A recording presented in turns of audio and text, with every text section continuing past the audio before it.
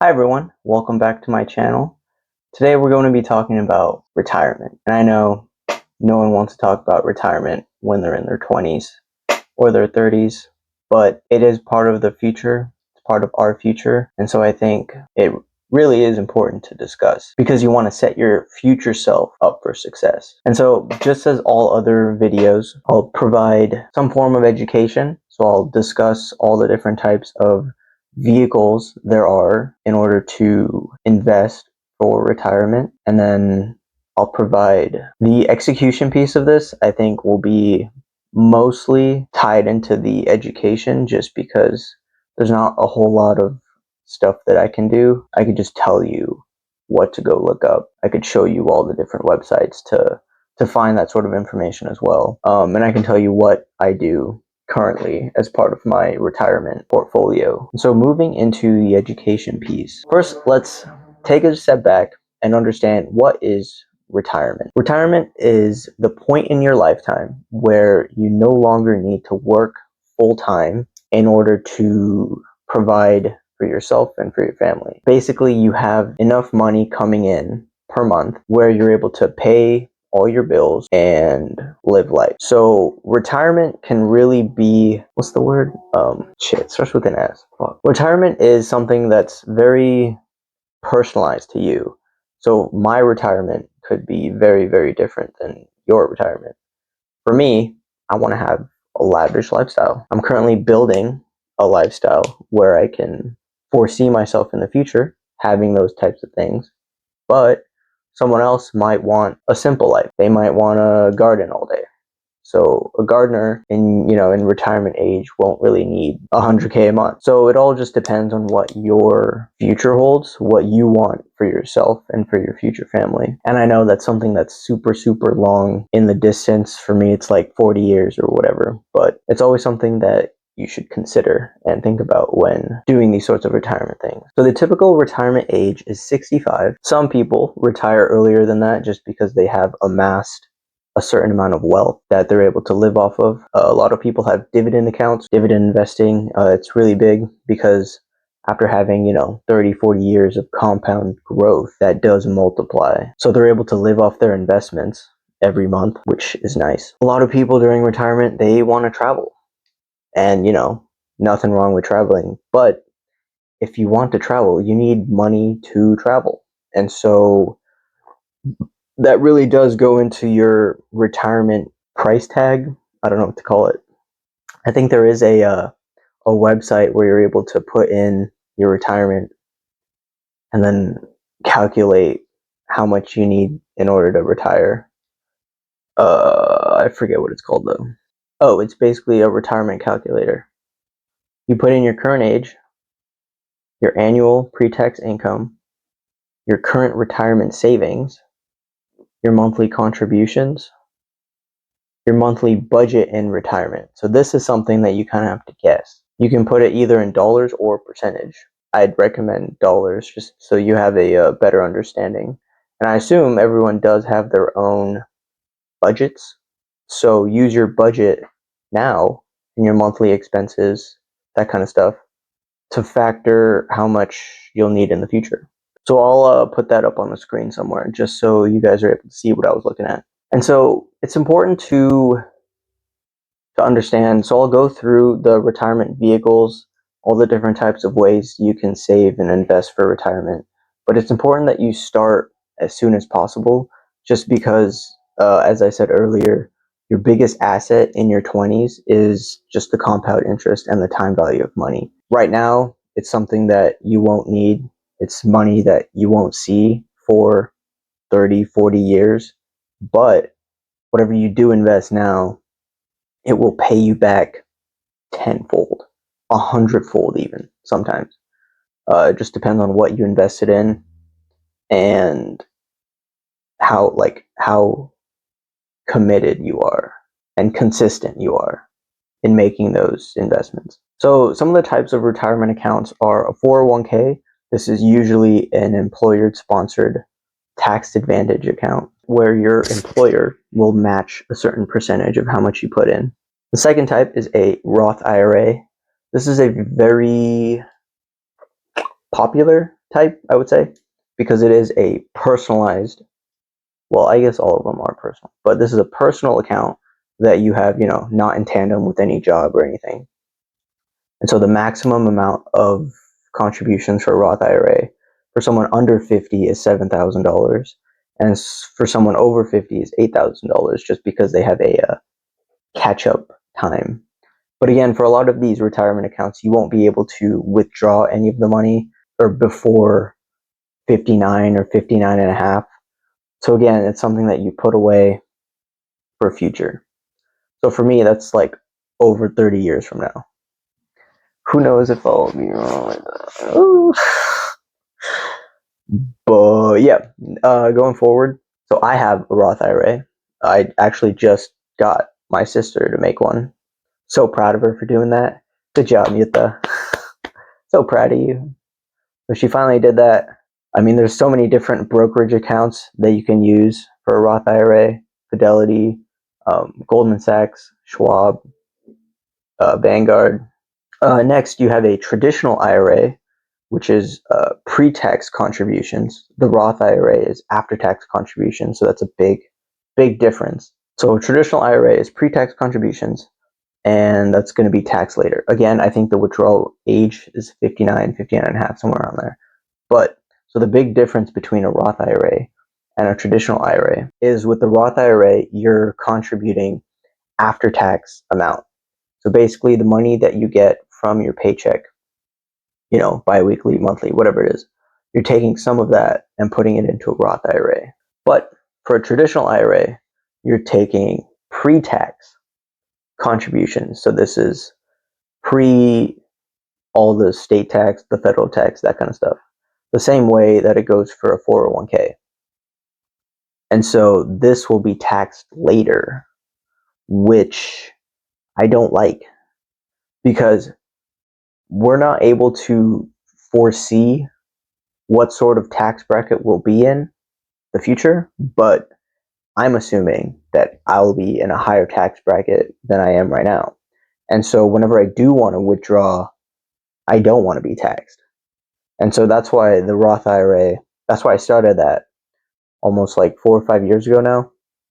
And it's grown a lot. I think my rate of return was like 16%, something like that, over the past couple of years. Also, with the Roth and a traditional IRA, they both have a maximum contribution of $7,000, but this is combined total. So you can have both. It's just your combined total contribution must be $7,000. So you can have like $4,000 in your Roth, $3,000 in your traditional IRA, vice versa, any combination coming up to $7,000. Or you could just have one and not the other. Whatever you want to do. So a benefit of using the traditional IRA is that the contributions are tax deductible.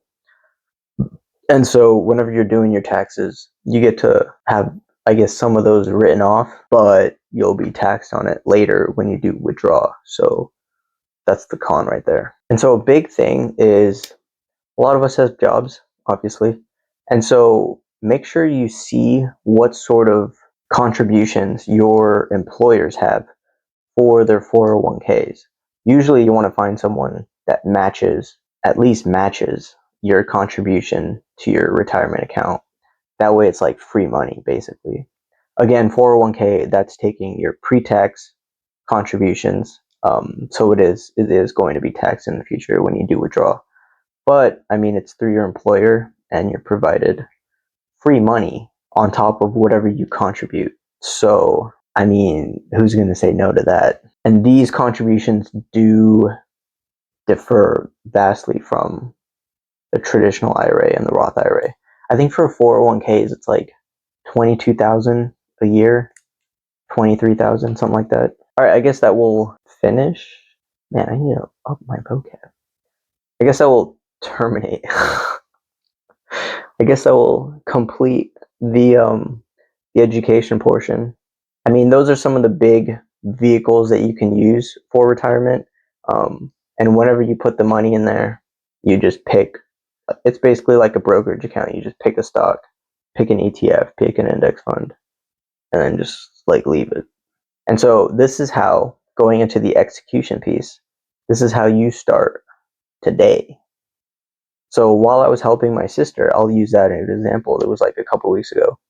While I was helping her create a Roth IRA account, it asks for like all your information, obviously, your income, what type of account you want to open, that kind of stuff. Step 1, open your Roth or traditional. Actually, step 0 is determine which type of account you want to open, whether it's a Roth IRA, a traditional IRA. Also, step 0, go look at your employer's 401k policy and understand how much they're giving you and how much you're putting in. Like, go look at some of your pay stubs through whatever, payroll service software that you use.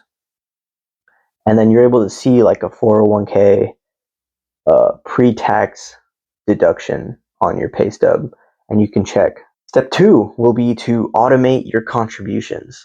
This will be, I think you could do it monthly or bi-weekly, depending on whenever you get a paycheck. Mine's monthly. I just have the money come into my checking account, and I just have monthly to go to my Roth IRA. Bruh, thinking about retirement in your 20s feels like buying diapers for a baby you don't even plan on having. Bro, what is this? Who wrote this? Oh yeah, I did.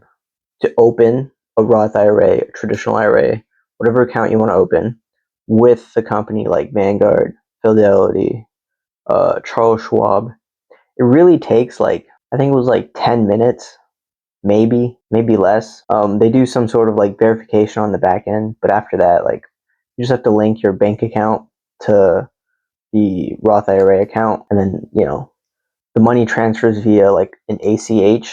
But so I have a Vanguard account, and I mean, there's still like instant deposit available. So same with Robinhood. Whenever you transfer money, there's instant deposit available. And so once you have that, you're able to buy stuff. But the thing is like, when you go to buy certain stocks or ETFs, whatever it is, there are some where you have to verify that they have fractional shares that you're able to buy. Because for some, you have to buy like incremental shares. Like, you can only buy a whole number of shares. You can't buy half a share, which sucks. Because if you transfer in, okay, let's say like last week I was buying SPY, and for SPY, you have to buy whole number shares, and it was like $640. And if I transferred in $630, hypothetically, you couldn't buy it because they don't do fractional shares. I mean, that would have been like 0.95 of a share, but you can't do that. And so make sure, like, if you're transferring less than, that sort of amount bi-weekly, then you either have to save it in a money market fund, or you put it in something else that's cheaper. But again, I'm not a financial advisor. I just think SPY is great. The top 500 companies are always changing. Analysts at those top firms are doing their best. But if you do automate your monthly contributions, you want to make sure that you're still able to hit the maximum amount of $7,000 for a Roth IRA. And so the benefit of that is it does roll over into the next calendar year. So basically, for a whole year, you're able to add into 2025. So January through December of this year is 2025 calendar year. But it does roll over into January to around April of next year, that you can still contribute that you can still contribute to the 2025 Roth IRA before tax season. And so I'll probably have on screen some form of, a Vanguard Roth IRA, where to sign up, where to go for that. Here, I might just, Vanguard has hit 50 years? Damn, bro. Vanguard's like a tough name, not gonna lie. Yeah, I might just keep this in here. It's kind of funny. You know what is a tough name? In YSL, dude. Like, that goes so hard. Yves Saint Laurent. Looking at the Vanguard website, I'm not logged in, so I don't, I'm not going to show you any of that. But you go into products and services, and then you can see all the different types of investment products that they have, ETFs, money market funds, stocks, bonds, that kind of stuff. And then you see the accounts and plans.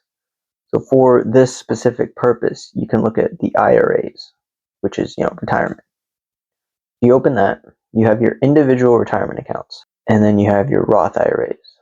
I mean, that's what an IRA is, individual. I probably should start with that. So it goes into some details about, what an IRA is, types of IRAs that are offered.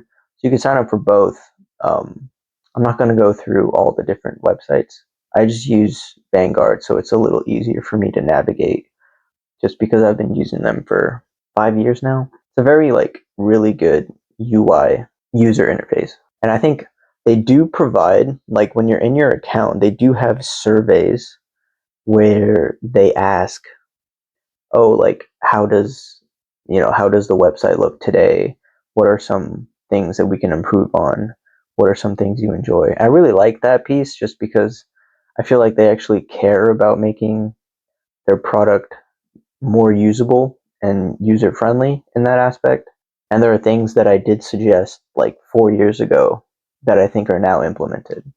Or it was just something that a lot of people suggested that they now implemented, which again is kind of cool. So if you look into open a Roth IRA, setting up a new account, I mean, if you already have an account, like your regular brokerage, you can already add a Roth IRA to it. Oh, okay. Look at that. Damn. Traditional Roth IRA. I have no idea what these are. A custodial retirement account offering tax. Oh, for minors. Wow. To start saving. So if you have a kid who's, under 18 and you want to open an IRA account for them, that's an option. That's crazy. I didn't even know that. Wow. So then would it transfer over to a Roth IRA after? Oh, okay. So you can start them all. Wow. That's pretty cool. So if I had a kid next year, shit, I'd start that. Not saying I want a kid, but if I did, that's pretty cool. What is this one? Oh, for self-employed people. Nice. So if you do run your own business, you have multiple businesses, and you're paid through your business, that's something that you can start. But again, if your business is doing millions in profit, you don't really need an IRA account. But again, they have so much information, so many FAQs. I think it's really beneficial for people to look at these sorts of things just to get a better understanding of where they're going to put their money, that kind of stuff. And so, oh shit, okay, I got a call in 4 minutes. But concluding thoughts and key takeaways. You need to start now because retirement is only getting closer. Time is not going to stop. And so it's really important that you're able to get started now. Go look at the Vanguard, go look at Charles Schwab, whatever speaks to you. Open an account and just start contributing that way. And so if you found this video helpful, please like, subscribe, comment when you're going to start contributing to your Roth IRA. Also comment if you hated this video. That way it can boost the algorithm. But also let me know whether there are topics you want to see me discuss, and I'll catch you guys in the next one.